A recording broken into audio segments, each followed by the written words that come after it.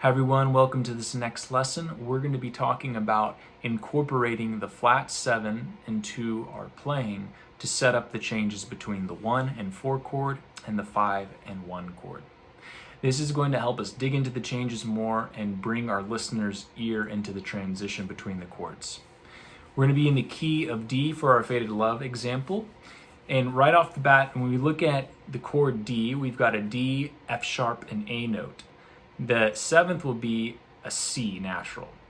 So if we look at it right here in this kind of A shape, we have a D on our 7th fret. We move it down a half step, we have a C sharp. Move down another half step, we have a C.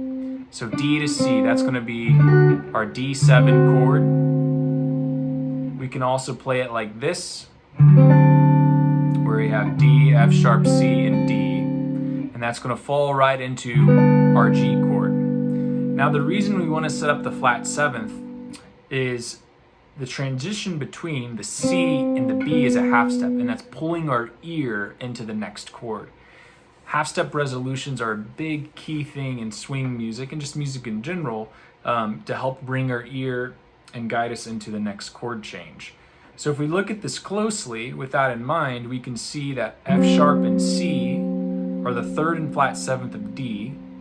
And if we move that down a half step, F and B are the flat 7 and 3rd of G7. If we wanted to just make it G, we could just do G and B, and it still preserves that half step rule because the F sharp is just going up rather than down. So if we see it as D7 to G, we have a nice resolution there. If we see it from D7 to G7, we have a nice resolution there as well. We're going to do the same thing now on the A7 chord. That will be the 5 chord in the key of D. So we have an A right here, and we have the A note on the 4th string. Move down a whole step. There's our A7. So we now have the flat 7 and 3rd. So that's G and C sharp, right? We move those down a half step. We get back into our D7, or what we can do here is move the C sharp up a half step to D and the G down a half step to F sharp, and we get a normal D major chord. So again, it's preserving the half step rule there. So now when we're thinking about incorporating that half step into our playing, we want to target the flat 7th and then go and resolve into the 3rd of the next chord. So if we're playing just the basic melody and I go,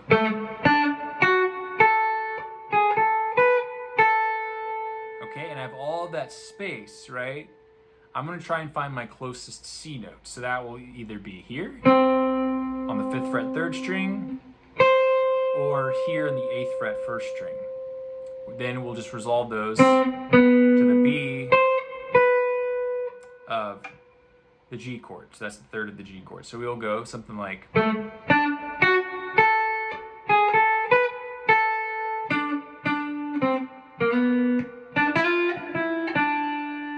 it's a pretty simple transition, but we can hear how that's going, right? Cowboy chords. So again,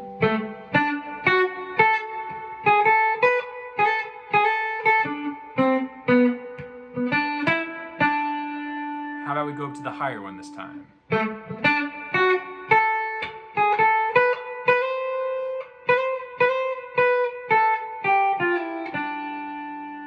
Okay, so a couple examples there of how those notes are going to resolve. Now, if we want to kind of create a theme with this, we might want to go to the flat 7 on the 4 chord just to kind of pinpoint and bring out that harmony more.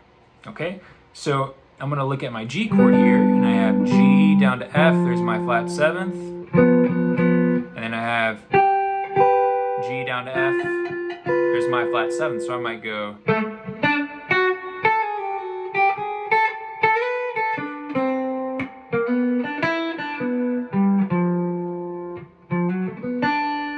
alright, so just basically I went down,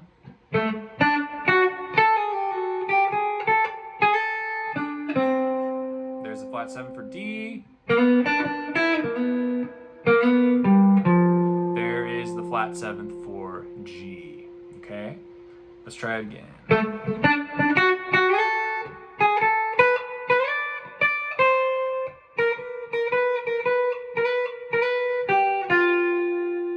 then I could just move back up another half step. And that's what's great about the half step on the flat seventh on the 4 chord, is that whenever you get here, you can just move it right back up to the F sharp and resolve into your D. Okay? So how I would connect that?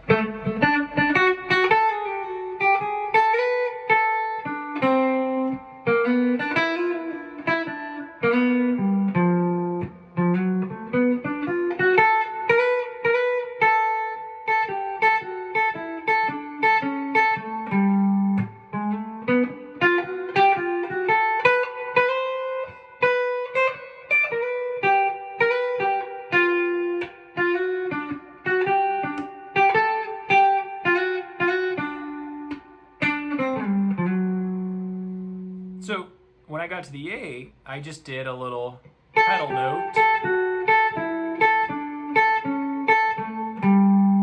And even if I don't know what the flat 7 for A is, think of the shape, right? So think of, here's your A chord, it's just a whole step up from G, and then just think of dropping it down a whole step. And then from there, you know, you can resolve back in.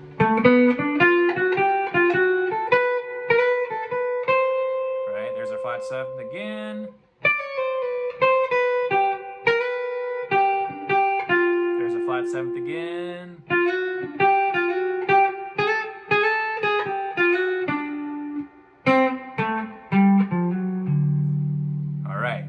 So that is using some flat 7th within Faded Love.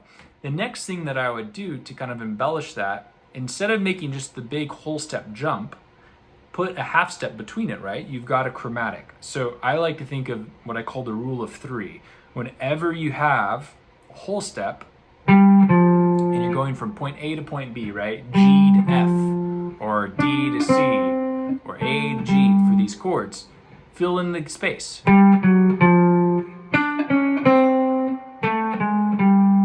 So you can do something like this.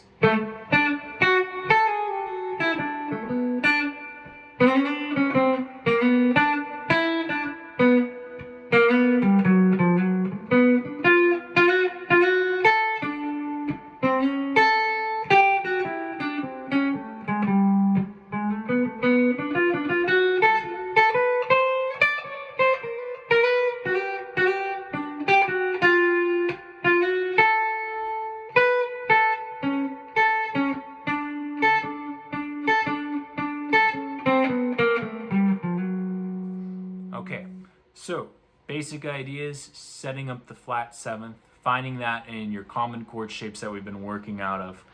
Once you feel comfortable with that and incorporating it with your blues licks that we've done in the past lessons and the Western swing licks, start then expanding on that and using the chromatic connecting note, the rule of 3, as I describe it, to make a more consecutive line going from D down to C, or the 1 generally down to the flat 7.